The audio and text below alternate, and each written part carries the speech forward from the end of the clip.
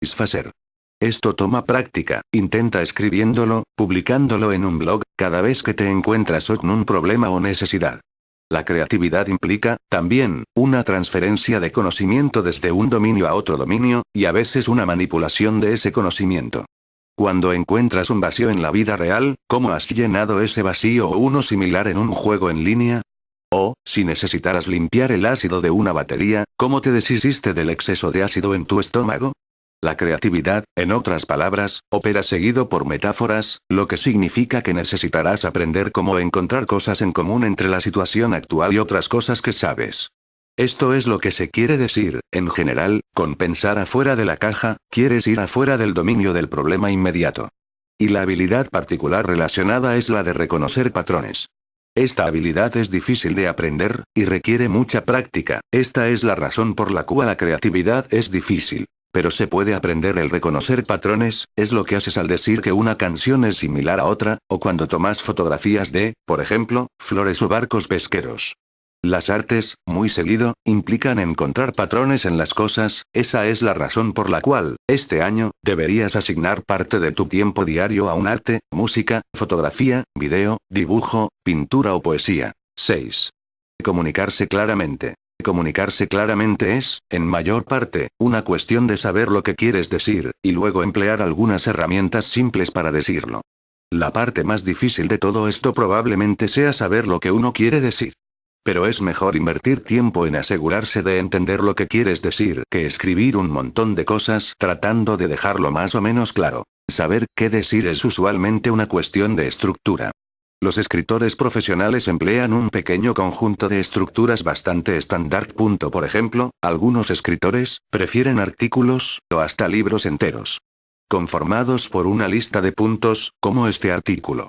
Otra estructura, usualmente llamada estilo pirámide, es utilizada por periodistas, la historia completa se narra en el primer párrafo, y cada párrafo luego de este ofrece detalles de cada vez menos importancia. Dentro de esta estructura general, los escritores dan argumentos, explicaciones, descripciones o definiciones, a veces las combinan. Cada uno de estos tiene una estructura que los caracteriza. Un argumento, por ejemplo, tendrá una conclusión, un punto que el escritor quiere que creas. La conclusión será avalada por un conjunto de premisas. Uniendo las premisas y la conclusión te dará un conjunto de indicadores. La palabra entonces, por ejemplo, apunta a la conclusión. Aprender a escribir claramente es cuestión de aprender sobre las herramientas, y luego practicar su aplicación. La mejor manera de aprender cómo estructurar lo que escribes probablemente sea llegar a dar discursos sin anotaciones. Esto te forzará a emplear una estructura clara, una que puedas recordar. Y a mantenerla. Escribiré más sobre esto, pero por ahora, lee el libro de Kate Spicers, Winging It. Adicionalmente, domina las herramientas que usan los profesionales.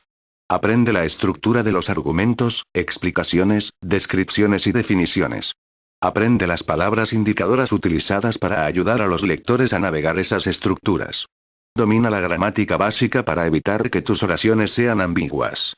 Puedes encontrar información sobre todo esto en línea. Luego practica escribir todos los días. Una buena manera de practicar es unirse a un periódico estudiantil o voluntario, escribir en equipo, para un público, con un plazo a cumplir, te forzará a trabajar más rápido, lo que es útil, porque es más rápido escribir claramente que escribir mal. Si no hay un periódico, crea uno, o comienza un blog de noticias. 7. Aprender. Tu cerebro consiste de billones de neuronas que están conectadas entre sí. Aprender, es esencialmente, formar conjuntos de esas conexiones. Tu cerebro siempre está aprendiendo, estés estudiando matemáticas o mirando el cielo, porque estas conexiones se forman continuamente.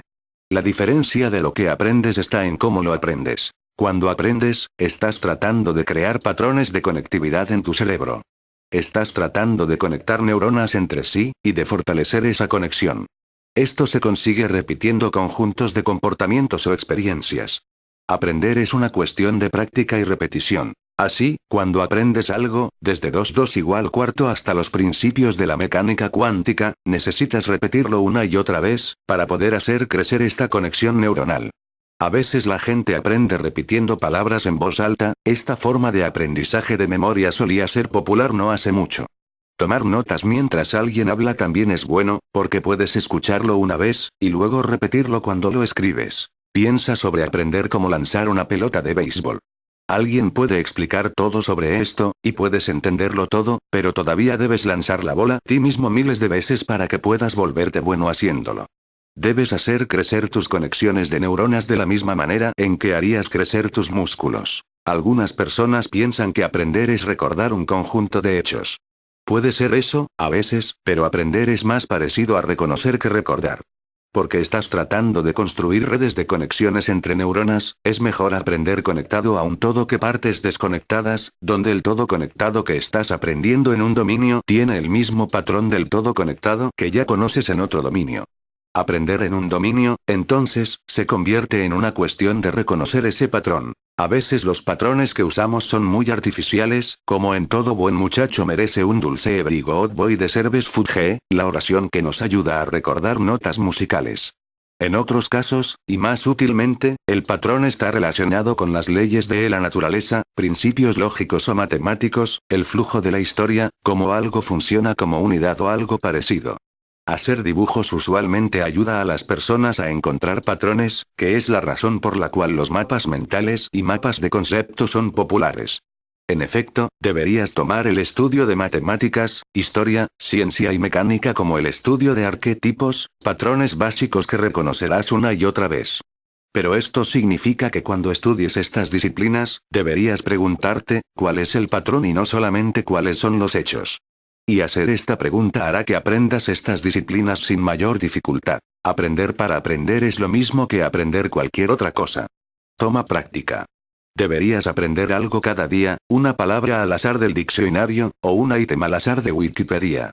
Cuando estés aprendiendo esto, no lo estudies simplemente aislado, sino busca patrones, ¿cabe dentro de un patrón que ya conoces? ¿Es una cosa de un tipo que ya conoces? Adhiere esta palabra o concepto a tu conocimiento existente utilizándolo de alguna manera, escribe en un blog e inclúyelo, o crea un dibujo explicándolo. Siempre piensa sobre cómo estás aprendiendo y lo que estás aprendiendo en cualquier momento. Recuerda, siempre estás aprendiendo, lo que significa que necesitarás preguntar, ¿qué estás aprendiendo cuando estás mirando televisión, haciendo compras, conduciendo un automóvil, jugando al béisbol? ¿Qué clase de patrones están siendo creados? ¿Qué tipo de patrones están siendo reforzados? ¿Cómo puedes tomar control de este proceso? 8. Mantenerse saludable. Crédito de foto. Naughton. Como un